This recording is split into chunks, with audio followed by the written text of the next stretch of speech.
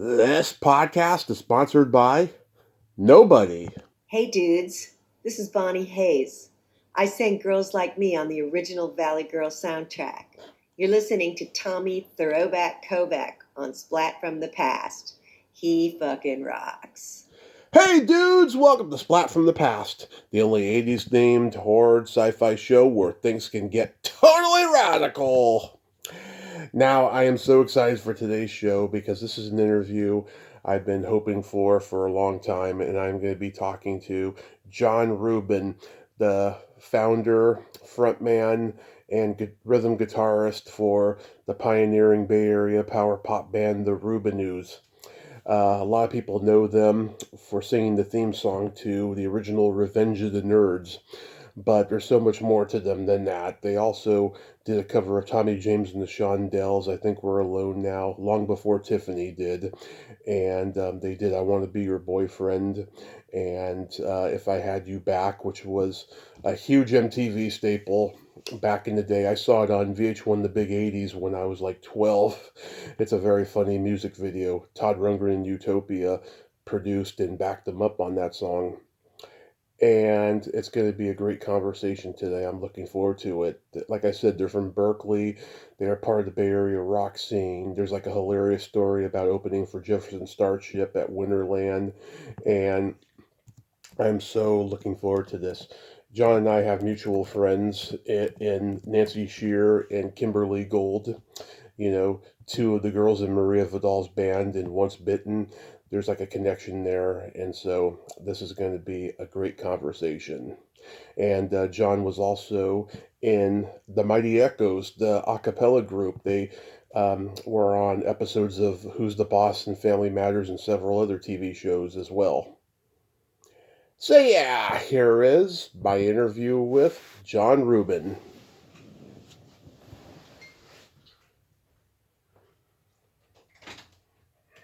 Hey, Jon, welcome to the show, sir. How are you today? Okay, how are you, man? I am fantastic. I can't tell you what a great honor this is. I've been a fan forever. Thanks so much for coming on today. Oh, thanks for having me, and please. I don't know, honor and my name in the same sentence. Not sure about that. Okay. So, going back in time, what age did you start gravitating toward music? Well, I started my first band when I was in 5th grade. Wow. And the name of my band was The Constipated Orange. and me and my best friend Alex Carlin, who was later in the Rubinoos and the Psychotic Pineapple, decided we had to have a band. We were really into the Monkees, and we were really into like anything pop, and we did Gloria, and we did Mary Mary by the Monkees, and House of the Rising Sun, of course. 5th graders need to sing that.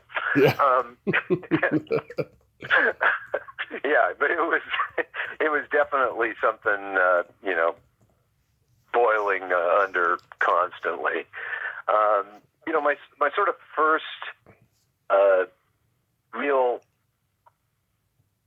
introduction to pop music, though, was a record called Purple People Eater by Sheb Woolley. Mm-hmm. And, I don't know how I got the single, but I would play it like constantly at my house. And one day I came home from school, I was probably like 7 or something. Mm-hmm. And, Mom, where's my Purple People Eater single? My mother, who'd never lied in her life. I don't know. I think the torture ended finally for them. But, it's sort of like a thing. I always really loved novelty records. And that was a kind of another thing about music I really liked, Yeah. There's always been like a novelty element of the Rubinoos. I feel like you guys were influenced by that stuff as well. Yeah, absolutely. I mean, all of us really liked it, and we got into Zappa later, his kind Yeah. of sense of humor, say in the late 60s albums he did. And that was it resonated with us pretty heavily. So we were always kind of silly, Yeah. That was it. So where did that name come from, the Constipation Orange? That's hilarious. Constipated Orange was, I think, there was groups kind of like the, chocolate wristband and things like that at the time. Vanilla Psychedelic Fudge. Fudge. Those kind of names. So we thought that was funny. And we called it that. Yeah, Vanilla Fudge, stuff like that. Yeah, exactly. Yeah. So you're born and raised in Berkeley? Yeah. I was actually born in city limits and grew up here. Yeah. Went to all the schools through Berkeley and met all the guys in the Rubinoos at Sans 1. All were Berkeley kids. And Al Chan, who's in the group now, is from San Jose. Yeah, but I'm born and raised in San Mateo, and my dad had a rock band, and I was raised on Bay Area rock to the fullest, I'll tell you. So what group did your dad play with? He had a band called TNA, Tommy and two guys named Alan. They were a power trio in the early 90s, and they did a lot of hard rock, heavy metal, blues covers. Yeah, I was gone. I was living in LA by that point, and so probably never encountered them. But we were a staple, through the years in the Bay Area scene, and coming up, particularly in the 70s. We started in summer of 1970 is when we started the group, and all through that decade, we were scrambling and playing as much as we possibly could. So. Yeah, so you guys formed to play a school dance originally? Yeah, we were, Tommy and I had decided to go to hippie school in ninth grade. Mm-hmm. And in the summer before ninth grade, we decided the school needed to have a dance and we needed to be the band. At the time, I didn't play anything, so okay, you'll be the singer. Mm-hmm. And, Tom was already pretty talented. Certainly for his age, he was quite talented. And we put together all of our friends who played. And Tommy and I had met and become really, really best friends in 8th grade, where we were in the same math class, and we would be thrown out every day. Go in the hall. You're talking in class or whatever. And for us, it was great. We'd both get kicked out, and then we'd just hang out, and we became friends. And I would go over to his house, and his older siblings had like stacks of 45s, and we would just play them constantly at the house and pretend we were DJs and, whole deal, and got more and more into old rock and roll. And that's was the initial focus. We wanted to do an oldies group. Mm-hmm. And doing 50s and early 60s rock and roll. Yeah. And that's what we did. And then we played our school dance. And on December 18th, 1970, that was our first gig. Wow. And we were 13 years old. It was, super fun. And we go, well, maybe we should do that again. It was sort of a one-off, Yeah. And then we did a few more gigs. Tommy had, we had like ridiculous stories. We got a permit. We wanted to do a gig at the city dump. So we went down to City Hall. We got a permit to play at the dump. And we get down to the dump. And the guy goes, you can't play here. And he goes, I go, wait, but we got a permit.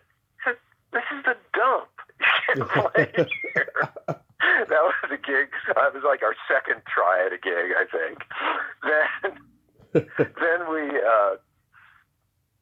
we ended up doing a second gig at our high school, and we met Don, who became our drummer, and a guy named Tom Carpenter, who became our bass player. Mm-hmm. And that's when we kind of went into actually thinking maybe we should be a group that does more than just oldies. I mean, we were still doing a lot of oldies and stuff, but Yeah. Tom was starting to write songs, and we were pretty awful, but it was a lot of fun. We were having a lot of fun, and that was sort of the focus of our life at that point. It was really what we were interested in and loving, and we loved, going to shows, just absorbing as much music as we possibly could. And back then, It was a lot more difficult to hear, well, not a lot more, I mean, comparatively impossible to hear oldies or things like that without actually owning the records. They didn't have oldies stations.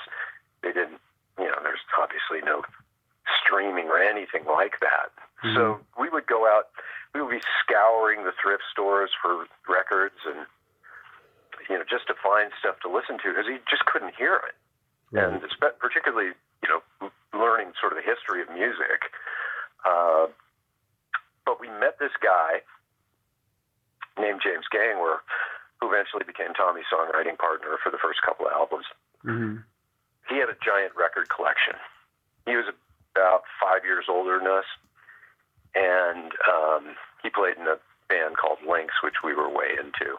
Mm-hmm. So he was really nice and let us come over to his house and listen to his record collection. And his girlfriend really hated us, but we still went over anyway.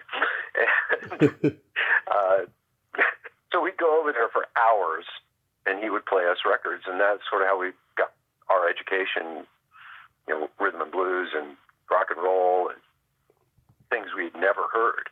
Mm-hmm. It was fantastic. I mean, it was really just an epiphany. Gosh, I've never heard anything like this. Mm-hmm. And it was a huge inspiration. I mean, I don't think I have them anymore, but we would make cassettes at his house. We would record, like, as long as he would let us stay there before he kicked us out. And those cassettes were like gold. I'd play them constantly, and I remember the order of them. We've listened to them so often. And that was a really incredible benefit for us, exposure to lots of different types of music and artists who we never would have heard at that particular point. How long was it? Really, how long was it before you guys developed what became the power pop sound? Well, we went through a lot of phases. Mm-hmm. Surprisingly, our original sort of thing was sort of progressive rock. Yeah.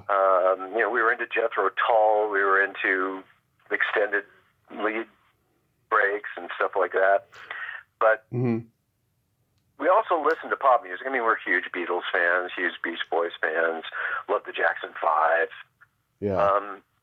And in Berkeley, pop music was not hip. Yeah. Berkeley was really, it was very hard rock and funk. Those were sort of the two styles that were predominant. Tower of Power was around. Yeah. Tower, yeah, sure, Tower, and then a lot of rock groups. And, we liked all that stuff, but it really wasn't what we could do. Tommy's older brother played in a group called Earthquake. Oh, yeah.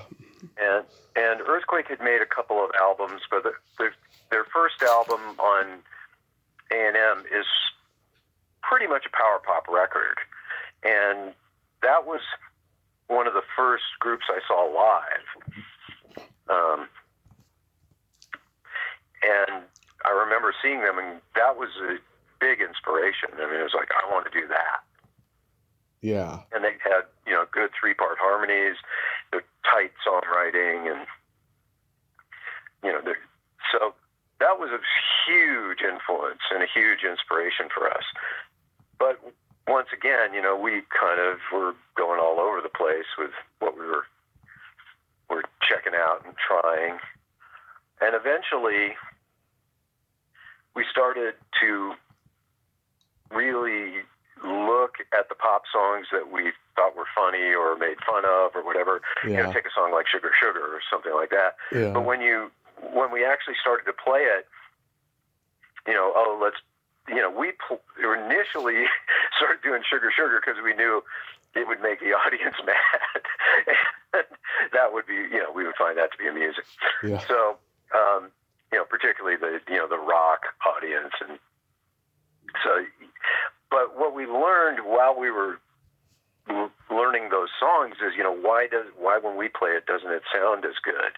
And that's when we really started looking at the playing and the structure and what was going on in pop music, particularly stuff like the Jackson 5, with really, really precise parts and really, heavily arranged. Started doing a much deeper dive into how the Beatles and the Beach Boys arranged their songs and their vocals.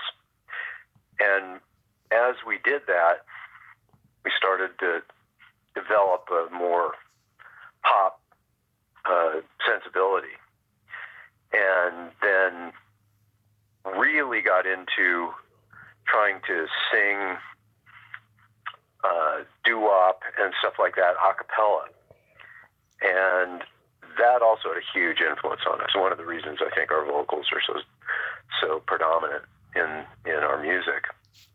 Yeah. I've always loved that and that whole thing. And I think, I'm now going to brag a little bit. I think one of the reasons that the Rubinoos are somewhat unique in the field is because Tommy is just, I really believe this. I think he's the best, vocal arranger doing popular music like this there is. I really do. He did all the arranging for my a cappella group in Los Angeles too. And he's just tremendous. The way he looks at putting vocals together, we have a sound, because of that. And it's not just your straight, 1, 3, 5 on your 3 parts and that kind of stuff. It's a lot more movement and a lot more thought into how the vocals work. And I think it's been a huge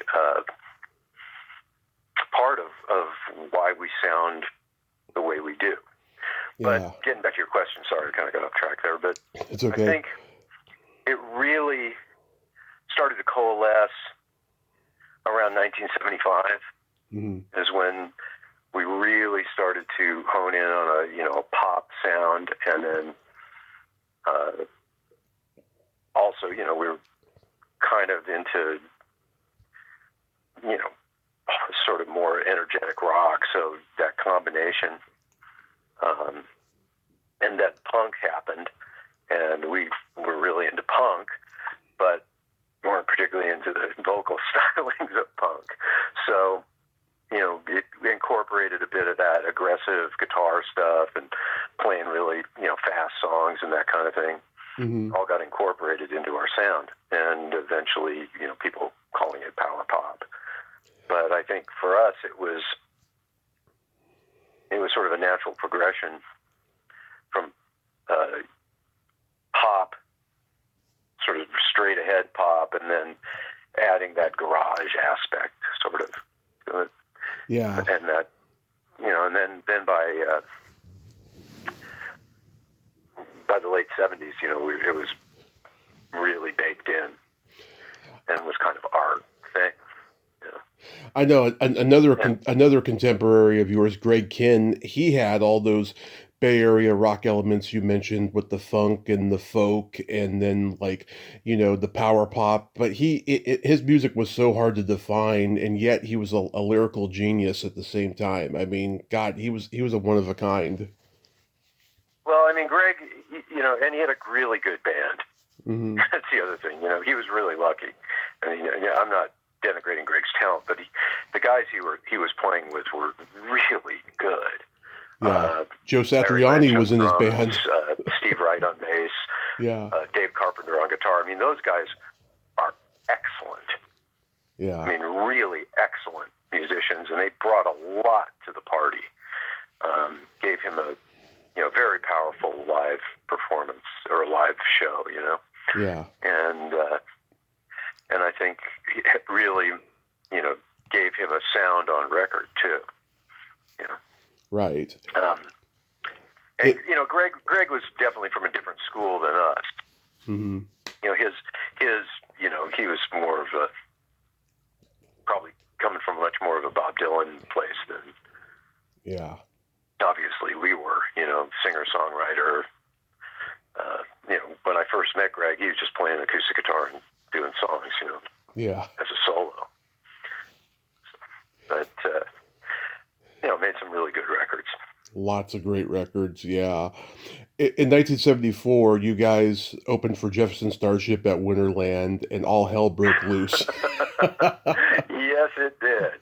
Well, we were the snot-nosed punks of the whole scene, and they were doing Bill Graham was doing a concert series Mm-hmm. called, I wanted to ask you, is it okay if I swear on this? Oh, fuck yeah. I use profanity? Okay. Yeah. Okay. So anyway, we're doing the show. We get put on this show. They're doing local bands opening for big bands, and the Rubinoos get to open for the Starship. Mm-hmm. So we go on, and we're doing our typical pop stuff. We were still forming at that point. We didn't really have a lot of great material, but we did a lot of covers.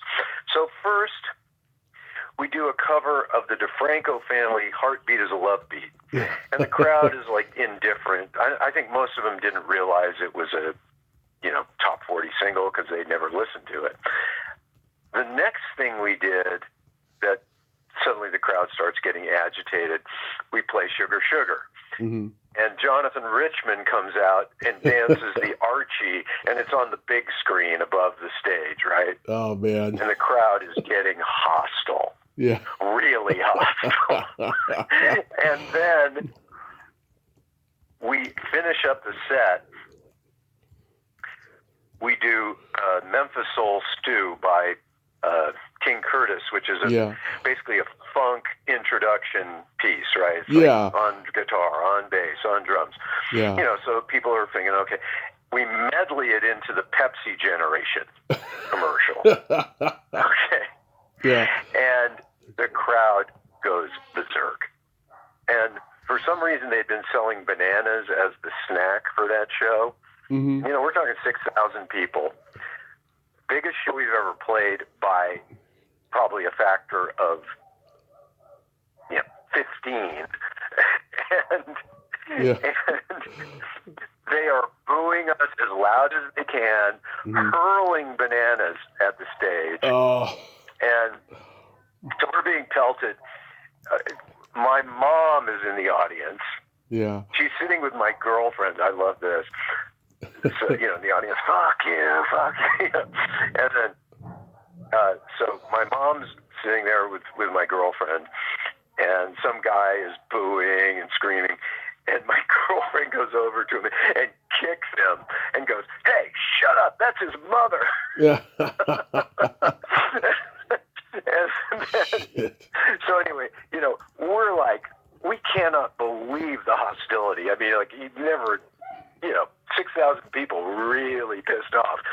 And so we go off. Mm-hmm. Bill Graham, you guys will never play a fucking show for me ever again. And I was, okay. And then I go backstage, and this was a really big deal. Grace Slick is backstage. Mm-hmm. And she comes up to me, and she gives me a big hug, and she goes, "Fuck them." And I just loved Grace Slick ever since. Yeah, she's great, and she tells it like it is. Man, it turned into the Blues Brothers, like people throwing bananas. Wow. So it was, but the upside of that night was we were the only thing mentioned in the review, basically. Uh-huh. show, and that we actually got a record deal offer from ABC Records that night. Mm-hmm. Not that we were prepared to make a record at all, but Yeah. it was it was really funny.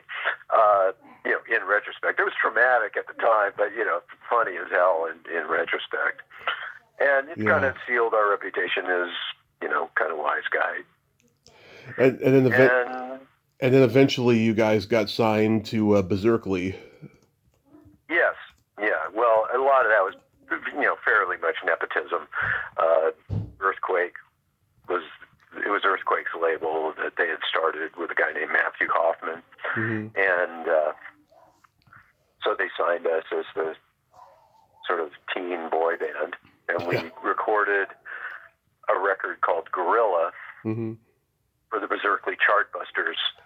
That was 1975, and it was a super pop record. I mean, bubblegum pop kind of record. Mm-hmm. And that was our first single. And then right after that, our bass player at the time, who was named Greg Kiernan, left the group to go play with Jonathan Richman. Mm-hmm.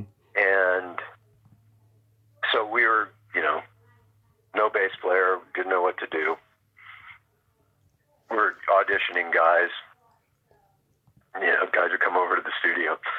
I got to drink a couple of beers before I can sing. Okay, cool. And that kind of stuff.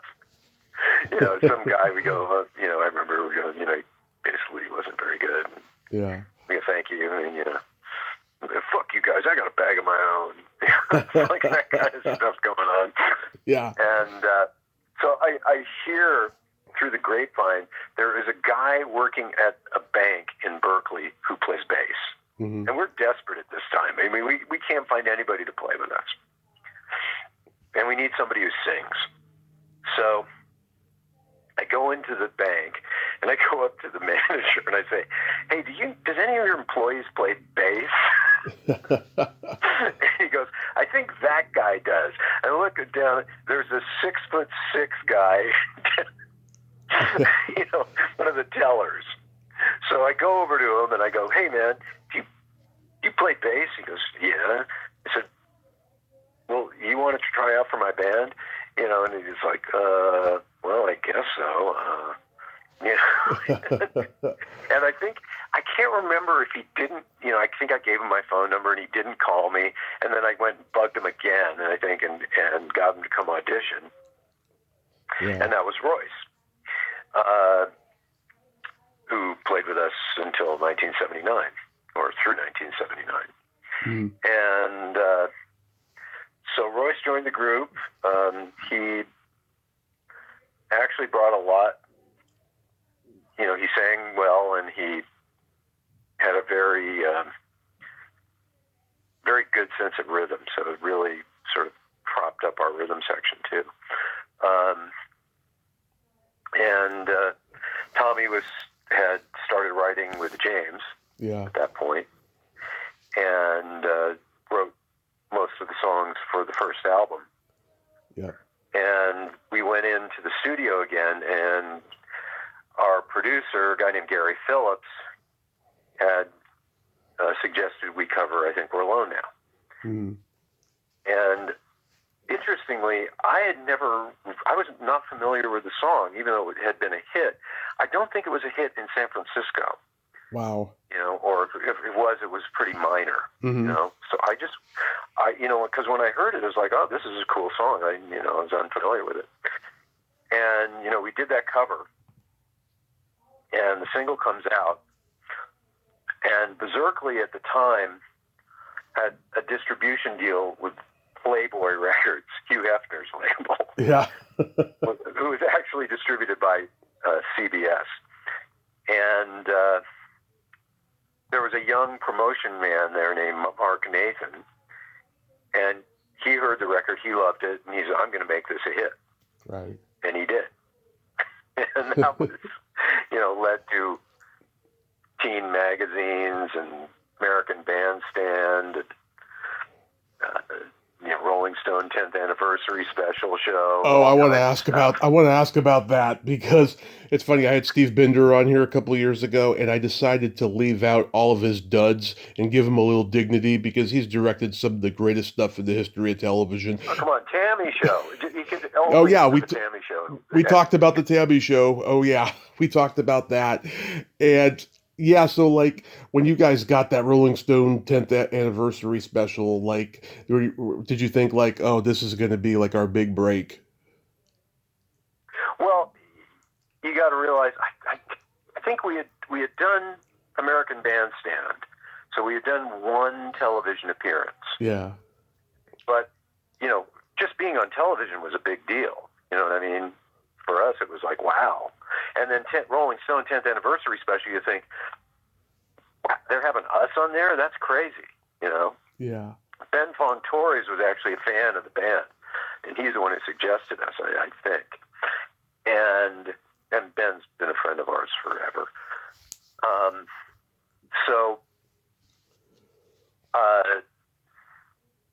We go down there, and basically everybody has bailed.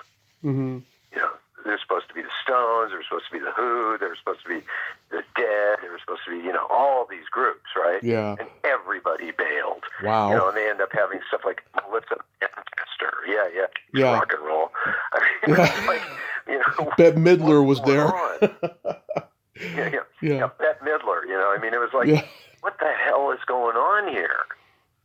And so they go, well, and here's what we want you to do. You're going to be this young band. We're going to have you, here's the scene, you're going to be in this garage, and then suddenly it's going to morph into backstage going on. You guys are rock stars. And then it's going to morph into claymation. And I'm like, what? What are you talking about? But what do we know? So we go down there. They bring us into Jan Wenner's office. Mm-hmm. And I sort of felt like, we were did you ever see the movie Harder They Come? Oh, yeah. Do you remember the scene where the guys are coming up to the car at the gate of and check out our new song, and he's singing it to him as he's driving by? Yes. That's kind of what it felt like. Okay, Rubinoos, now sing for Jan Wenner. Yeah. Awkward. Okay. And so we do, and I think they were doing a ton of blow at the time. I mean, really, I think there was a lot of cocaine being consumed. Yeah.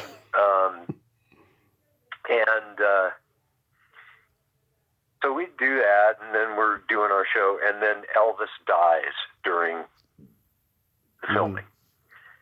And they go, we have to do a tribute to Elvis. And they pick this song called Hound Dog Man. Mm-hmm. And then they come to me and they go, and why me? Because nobody else would do it, I assume. Yeah. They go, listen, we want you to sing this tribute to Elvis live. And I'm like, I don't want to do that. Because at the time, I didn't care about Elvis at all. I mean, It was like, I don't give a damn. It means nothing to me, blah, blah, blah, blah, blah. And they go, we'll give each of you an extra $1,000. Okay. Yeah. A lot of money in those days. So anyway, Jimmy Webb has done recorded the track, and we're just going to sing to it. Pretend to play and sing. And, but he didn't consult me about the key or anything. He just recorded it. I guess, it was fine. But, it was just I was kind of going, wow, that's interesting. Mm-hmm. So we get there, I learn the song. I do it live on, but they didn't tell us this. Mm-hmm. We would be singing to Elvis's coat, shrouded in fog. Okay. I mean, okay, so this is true. John Belushi and Dan Aykroyd were there while we're doing this. Wow. And Okay? Mm-hmm. They're just sitting there watching this, and it's me singing, and then, it pans to Elvis's coat, and that's the end of the show. But, crazy.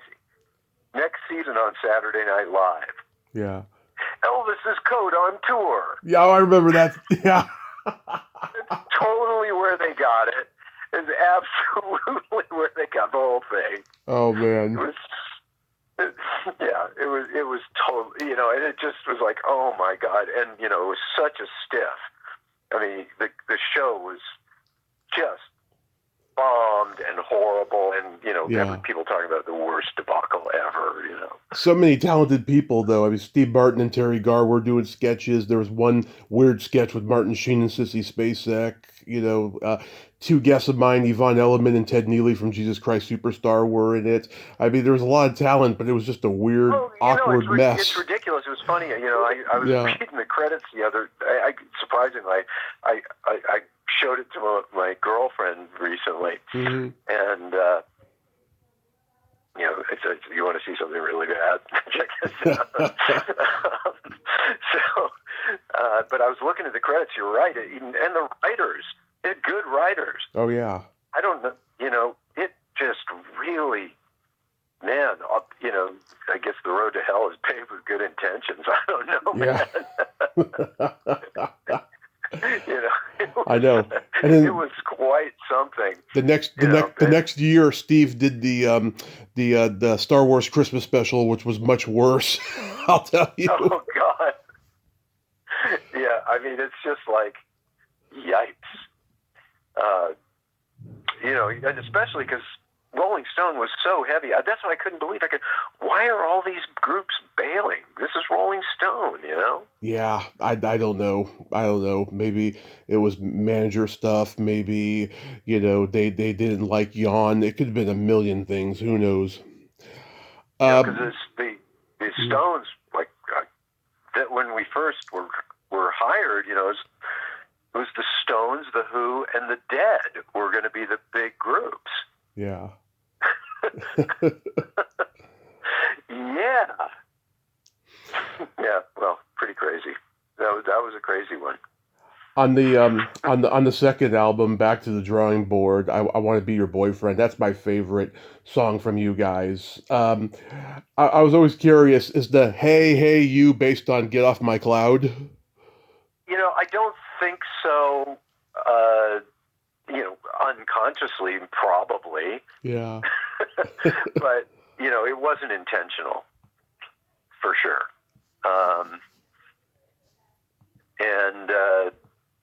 When Tom and James wrote that one, I remember thinking, wow, this is really pretty great. This is a pretty strong, and I think they'd written some very good songs up to that point. Mm-hmm. But this one was like immediate. I remember we recorded it. We were recording at the Who studio in London. Yeah. And I remember taking home a rough mix of it and listening to it. And I played it for a couple of people, and they were going, "Wow, this is really incredible," Yeah. And I was like, "Yeah, there's something going on here for sure." Definitely. And it was number 4 record of the year in London. I mean, in England that year. And that's cool. So it was definitely and unfortunately in the United States, the album was released along with the Elvis Costello tour in 1979. Yeah. We did 56 shows with Elvis across the U.S. Costello, not Presley. Elvis Costello, yeah, not Elvis's coat. Yeah.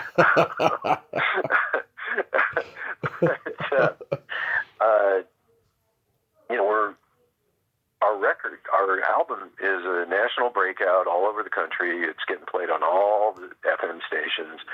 I mean, it was quite something, and we sold through New York 6 weeks in a row. Mm-hmm. And then we call up our record company one day. At this point, Berserkly was distributed by GRT, which was a large independent distributor. TRT. Yeah. I'm sorry, the number you have reached has been disconnected and there is no new number. It's like, what? Their distributor's out of business. Can't get records. You know, everything we're doing is going to waste, you know, at this point. And, you know, because we killed it on the Elvis tour, we did great. Encore every night, you know, it was like... Was he a good guy to you guys? I mean, he was pretty offish. I talked to him once on the tour, I think, you know, where we sat down and had, you know, sandwich or something. Yeah. He was not extremely friendly, but, you know, he wasn't...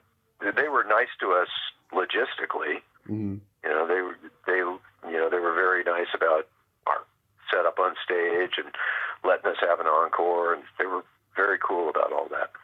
Nice. The other guys, you know, were a little nicer than Elvis. Nice is not the right word. They just weren't, you know, I just think they'd been on the road forever and they were burnt out, and talking to us was not that interesting. But we were big fans. I mean, I was a huge Elvis Costello fan when we went on that tour. And I probably watched, you know, of the 56 shows, I probably watched his show probably 40 times. I mean, it was really, really enjoyed it. And they were killing. His band was, I think, at their peak at that time. They were just they were on fire. Yeah. And we were really tight, and we were doing like a 35-minute set, and it was really, really super tight. And you know, we did very well, and it was a huge thing for us. Unfortunately, with the record company going out of business, it did not get reflected in record sales. I mean, the album sold about 100,000 units before they went out of business. Wow. And, you know, it probably would have gone gold. I think that's probably likely. And it's unfortunate, really unfortunate. I know you guys did such great music for them. It's sad. It really is. You know, but once again, Tommy, I mean, it's like, gee, no rock bands have ever had any problems or, you know, label issues in their life. That's never happened to any other band. Everybody's had it.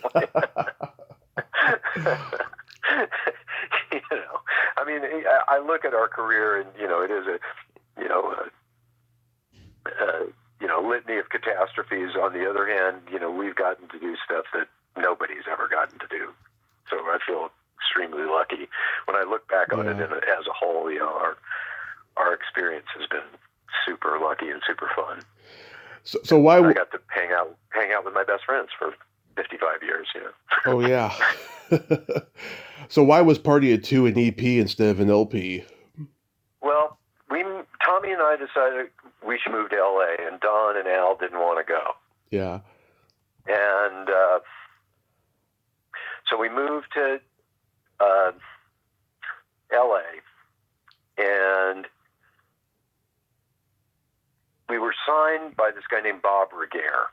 Mm-hmm. And Bob was second in command at Warner's. He was a really powerful music guy. And he signed us over the objection of the Warner Brothers A&R department. They did not want us. Mm-hmm.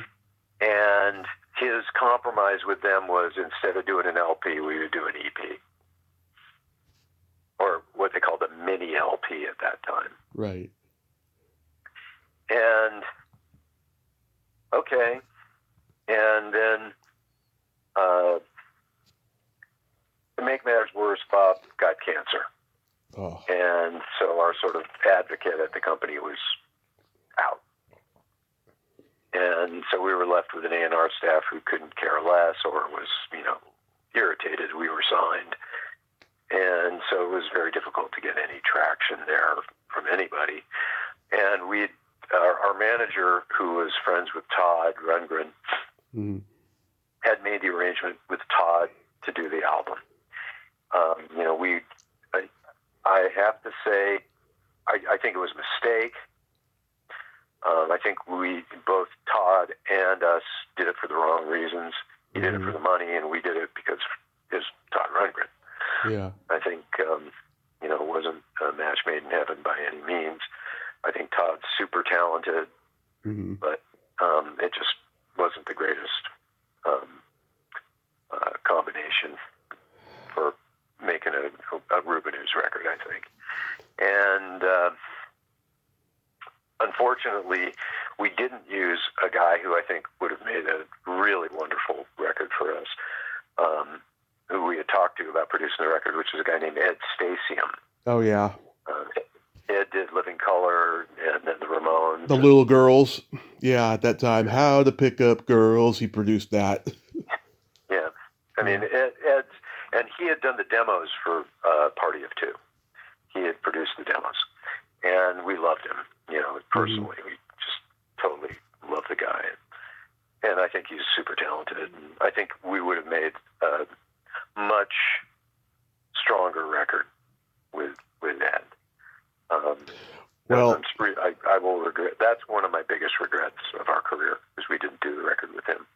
I think it would have been, because we had a lot of material. He also said, "Hey man, we can do a full album on the budget for mini LP, no problem." Yeah. And we'll just deliver a full album. And that he's right. We could have easy. And I'm really sorry about that. I will apologize to Ed forever for not choosing him. I gotta tell you, I was 12 years old watching VH1 the big 80s, and I saw the video for If I Had You Back. It's still a funny video to me. Those two girls, they got the wigs and the bald heads, just cracks me up every time. Yeah, do you have any anecdotes about making that video? Oh, it's funny because, our choice was basically, we'll give you money to start a band or we'll give you money to do a video. And we were kind of torn, because, like I said, Don and Al were up in Bay Area. So, people said, well, MTV is what's happening. You should do a video. Okay. So we ended up doing that video. And it was just, it was pretty hilarious, just the whole situation. Yeah. I remember, those, the young women who were doing the bald wig stuff, and it was just so nutty. Just the whole, you guys go flying through the sky. Yeah. And we're like, what is this?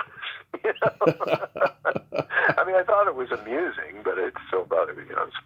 And, it got to medium rotation on MTV, so I guess. I mean, If I Had You Back was a hit in Minneapolis, I think was the only American city it was top 10, but,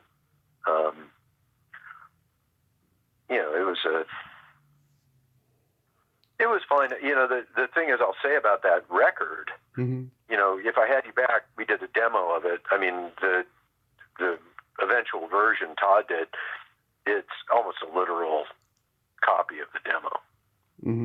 It's not, he didn't really add anything. Like I said, that was all Ed on that.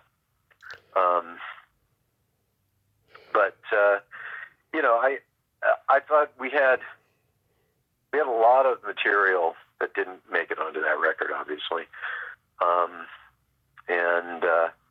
I thought the choices that Todd made for material were not, I don't think they were the strongest stuff we had at the time. So, that, like I said, it was not the greatest experience, and the Warner Brothers experience, unfortunately, wasn't great because, like I said, we sort of felt like, redheaded stepchild by the time that record came out. Yeah. It's like all the guys at A&R, not interested. Sorry, don't call me. And the promotion department was, not that excited because they didn't have the A&R guys on their back, so it's kind of a lost cause. And after that, we signed a deal over at Epic that after we did a couple of demos for them, and they go, "We'd like you guys to do a disco record." I'm like, think we're on the wrong track here. And so that deal got canceled. Then you guys get a little bit more synth poppy with the Revenge of the Nerd songs. Yeah, the Revenge of the Nerds, that was also a pretty funny story. Is on the guy who played keyboards on the demos for Party of Two is this guy named Scott Wilk. A very nice guy, but very serious, like a very serious musician. And so he was asked to do the theme song for Revenge of the Nerds. And he goes, no, I just can't do that. But I know some guys who'll do it. And so he calls us up and he goes, hey, you guys are going to do the theme song for Revenge of the Nerds? And we're going like, I guess. You know, we thought it was just going to be some, horrible teen movie that would disappear in 1 second. And so we go to the studio, and the director shows up, and turns out he was a fan of the Rubinoos, surprisingly. And so we go, great. And he said, listen, I want the song I had temped in was Whip It by Devo, so I want it to sound like that. Yeah, it does have a Devo vibe to it. And we go, okay. So, we got our buddy Charlie Judge came in and did some synth work and some programming, and that's how that all came about. I mean, we had a great time doing it, actually, and then the movie was quite successful. Oh, yeah. And that became, probably after, I think We're Alone Now and Boyfriend, probably our most streamed song. Yeah, I know. I mean, that movie's so popular, just everything about it, all the music. You mentioned Scott Wilk. Yeah, he was in Bone Symphony. They did One Foot in Front of the Other for the movie soundtrack. I actually asked him and the other two guys to come on here years ago. They all turned me down because they are all serious musicians. Yeah, Scott was, I mean, we would make jokes and he would look at us like, yeah. What? Yeah. What? He probably would have given me one-word answers if I had talked to him. Yeah. I mean, and like I said, he was a super nice guy. He was so serious, man. Yeah. Of course, antithesis of us. So, that was sort of the last thing we did. And you guys had a couple songs that ended up on the soundtracks to Paradise Motel and Made in USA. Right. Yeah, I think it was Party Till We Die on one of those. Yeah, that's a good song. I like that song. And what was the other one? I can't remember. Facts of Love. Facts of Love, yeah. That's another good one. Sort of another synth poppy one we did. But then you guys decided to part ways. Well, we didn't really part ways. We just kind of, there was no deal happening. Mm-hmm.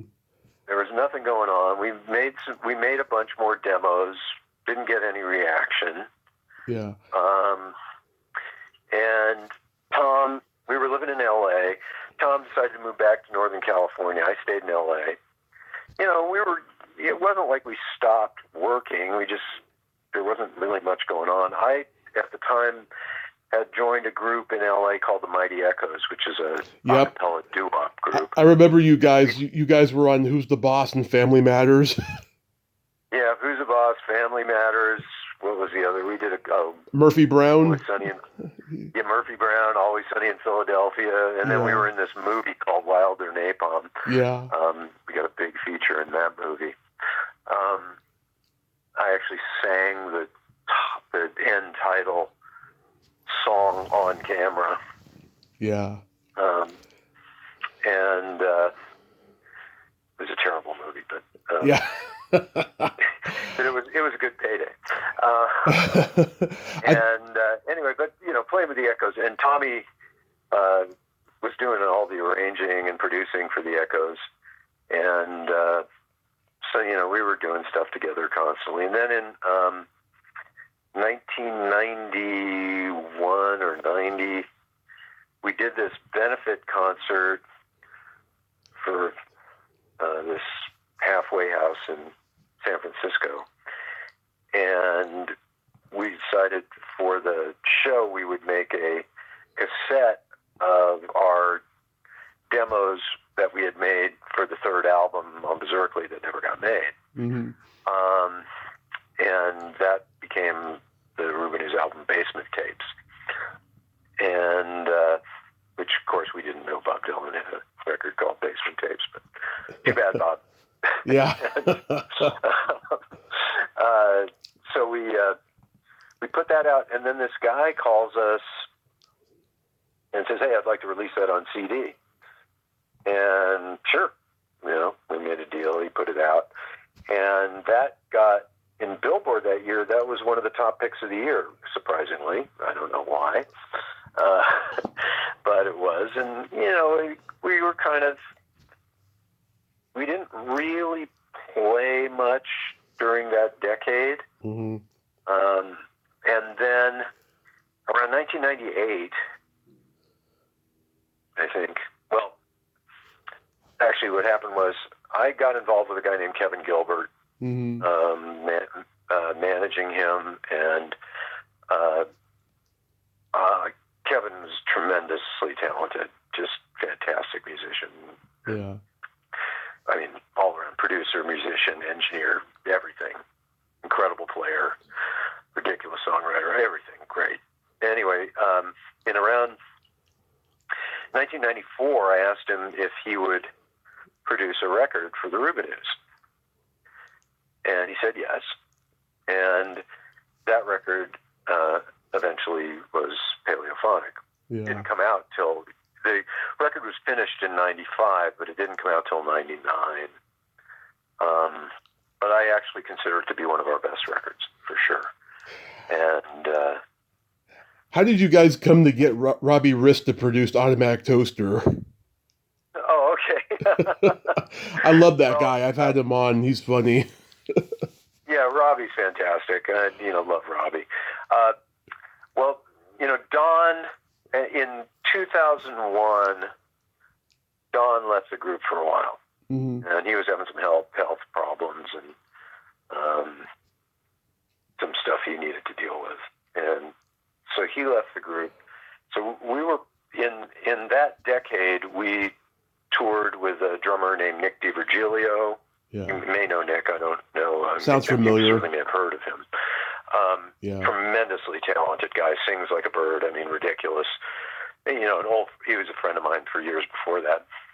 And did some great touring with him. And then we also added a keyboard player for a while, a woman named Susie Davis, who had Sheila E. I know her. And, Pat Benatar and yeah. Billy Idol. And she's the bride at the end of Greg Kinn's Jeopardy video. That's right. Yep. You are correct. And so the band was a little different, but it was cool. Like that was the lineup. We did our Live in Japan 2003, I think. Mm-hmm. And it's actually a pretty good live record. So we're doing that. And then in 2000, we had done a tour with Nick, or actually, we'd done a tour in Spain with a drummer named David Roquich, also, good, really great player, but couldn't sing. And so we're getting ready to do a tour in 2010. I think it was 2010. And our promoter in Spain, which is our biggest market in Europe, says, you got to make a new record, and why don't you make a record with Robbie Rist and then get him to come play on the tour? Mm-hmm. And yeah, sure. Okay. We liked Robbie, so, it was all fun. So we went down and we made Automatic Toaster. Yeah. And Robbie played drums on that. And then we're getting ready to do the tour. And we start rehearsals. And it's just Robbie was great in the studio, but as a live player with us, it just wasn't gelling. It just wasn't working. Mm-hmm. And we're kind of going, Jesus, we're screwed. We're going on tour in 2 weeks. And what are we going to do? Mm-hmm. And Al goes, why don't we see how Don's doing, see how he's feeling, and maybe he'll be interested. And we were a little concerned, but, want to make sure his health was good and he could do the tour. And so Al called him up and he said, oh, yeah, I really want to do it. And he came to rehearsals for that tour, and he was great. And, we've been playing with him ever since, obviously. Yeah. And, it was great to get him back in the band. And it also, for the vocal sound and everything, it's really important. Yeah. How did you guys get involved with Kim Gold and Nancy Shearer? Well, Nancy and I dated back in the 80s. You know what? She may have mentioned that to me, and I may have forgot, but go ahead. Yeah, that's how I met Nancy. Tommy met Kim. I think he met Kim at our management office. Mm-hmm. And then they wrote a song for Modern English together, I think. Yeah. Called Ink and Paper. Oh, yeah. I think that's how we got connected with Kim and Nancy. I don't, it wasn't together. Yeah. Nancy, I know. Kim, Tommy knows. And yeah, that's how we hooked up with them. But yeah, I'm not in direct, Nancy and I are very friendly. I haven't talked to her for quite a while, but. Yeah, because Tommy wrote Hands Off, which Maria Vidal performed with them in the movie Once Bitten. And yeah, Kim sought me out for an interview 4 years ago. She told me she was one of those band members, and I was like, oh, hell yeah, I'll talk to you. And then I just had Nancy on. Recently, I had Hillary Carlip on several months ago. It's stuff. They're the coolest, friendliest chicks in the world. I really, really love them. Hillary. I think I know. Angel in the reruns? Yes, yeah. Yeah, her and Nancy were both in that group. Yeah, okay, got it. Yeah, because I remember Angel in the reruns, yes, of course. Yeah. Buffy Come Back to Me. Yeah, right. Yeah, Hillary's had a multifaceted career, I'll tell you. So, what do you got going? What do you got going on these days? Well, we just got back from a tour of Spain, which was was a great tour, but really hard physically. Guys, everybody got sick on the second half of the tour, so it was kind of rough. That was kind of rough, but the crowds were just insane. It was just absolutely insane. That was super fun. And what we're looking at now is probably try to do like a West Coast swing, Portland, Seattle, maybe Eugene, Medford, then down to LA, do a couple of dates in Los Angeles area. Mm-hmm. That's probably our next thing. And also we're talking about doing a residency at the Makeout Room in San Francisco. Oh, nice. Maybe do like 4 Mondays or something there. We did it last year, or this year. Is it this year? I think it was this year, yes. Mm-hmm. Still this year. And it was really fun. And it by the last shows, the first show was a little sparsely attended. By the second show was filling up, and by the third and fourth shows were totally packed. So, it was a lot of fun. We tried out some new material and kind of new presentation method. And we got some stuff now we'd like to do. And it's a great, because it's a smallish room. It's, about 150 capacity. So it's fairly low pressure, and we can definitely do some stuff we normally wouldn't do at a regular show. So that's a lot of fun for us. And it's an early show, which I like. For a lot of our audience, early show is better. So good. And it's fun. It's a nice, it's a fun place to play. Do you guys have any plans of recording new music?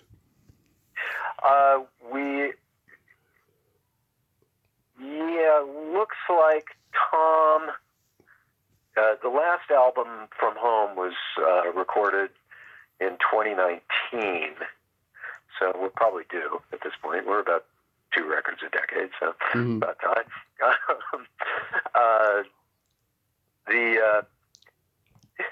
That record was co-written and co-produced and produced. Co-written and produced by Chuck Prophet. I'm sure you know who Chuck is. I've heard the name. Yeah. And so Tom and Chuck, I think, are getting together to write more for a new record. That's on the schedule. And if that happens, probably we're looking at a summertime recording. I'm thinking that would be reasonable. We also have a record in the can, which I have mentioned constantly, and it keeps never coming out. But I'll mention it again, which is we recorded an all a cappella version of the Frank Zappa album. We're only in it for the money. Oh, the whole thing a cappella. Love it. And it's done. Basically all I have to do is get the packaging together, and we have to figure out how we're going to distribute it. So that will probably be the next release, although I've been saying that for about 20 years. So, so I don't know, but I hope so. It was a labor of love and something we've worked on forever. So that's cool. But I do expect there will be new Rubinoos, at least one more. I think we got one more in us. Hopefully by the end of the year. Well, if you guys do release that album, you got to do a parody of the Sgt. Pepper's cover that he did. That's actually, it's funny you said that. But we were talking about that. Are we going to do that? Yeah. So,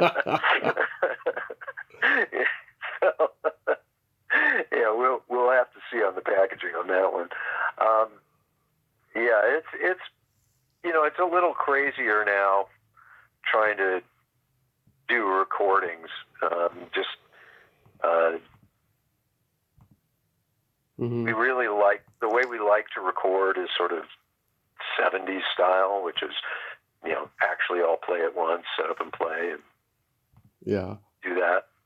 Because I think it just makes better for us, particularly better feeling, better sounding records, and more fun.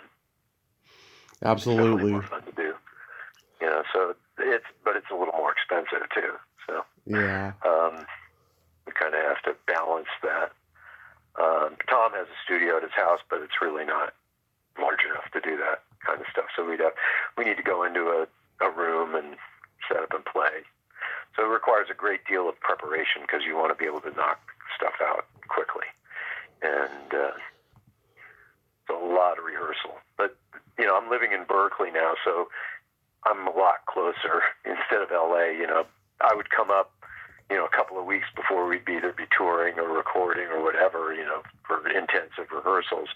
Now, we rehearse a couple times a week, so it's great. That's I get to see the guys often, which is really nice. So it's been that's been a really good change, and totally enjoying playing with the guys a lot. That is awesome, John. Well, I thank you so much for coming on today, and maybe I'll get to come to a show eventually. I mean, I live in Modesto, not too long or far away, but well, we're going to be playing at a club called Almost Famous in Livermore. Okay. And that's it's actually a pretty nice place. I think we'll be doing that in the next probably 4 months, something like that. Okay. We'll be playing out there. And definitely you got to come check it out. The Rubinoos Live is a different thing.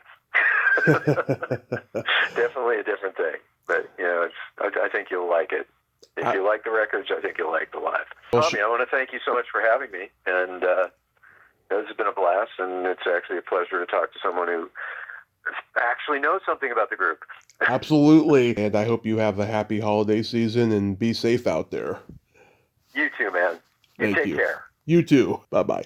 Well, there you have it. Jon Rubin, ain't he a cool dude? What a mensch that guy is. A true mensch. I loved every moment of that conversation. Great talker. I hope I didn't cut him off too much because I had so much enthusiasm and questions. But that was a great talk. And I'm glad him and Nancy dated. That's so awesome.